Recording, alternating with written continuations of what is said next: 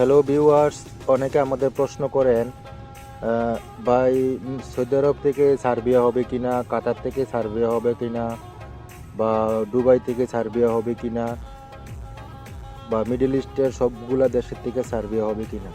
তাদের উদ্দেশ্যে আজকের এই ভিডিওটি করা।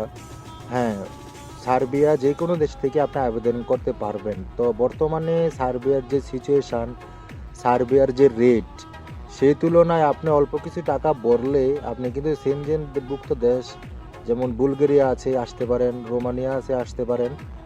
বর্তমানে সার্বিয়ার রেট অনেক হাই, কারণ মিনিস্ট্রি কন্ট্যাক্ট ছাড়া সার্বিয়াতে ভিসা পাওয়া খুব মুশকিল এবং ভিসা হয় না, রিজেক্ট হয়ে যায়।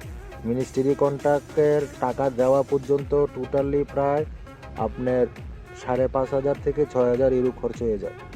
তো যারা মিডল ইস্টে আছেন তাদেরকে বলবো, আপনারা সার্বিয়ার জন্য ট্রাই না করে আপনারা সেনজেনভুক্ত দেশে ট্রাই করেন। যদি একবার রিজেক্টও হয় আবার ট্রাই করেন, ইনশাল্লাহ আপনারা ভিসা পেয়ে যাবেন। কেননা আপনারা মিডল ইস্টে আছেন এবং মিডল ইস্টের থেকে ইউরোপের সেনজেনভুক্ত দেশে আসার অপার সম্ভাবনা আছে এবং কয়েকটা কান্ট্রি আছে।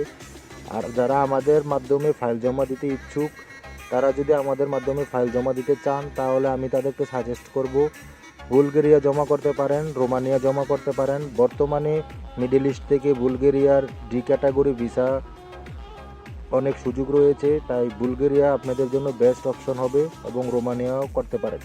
ধন্যবাদ।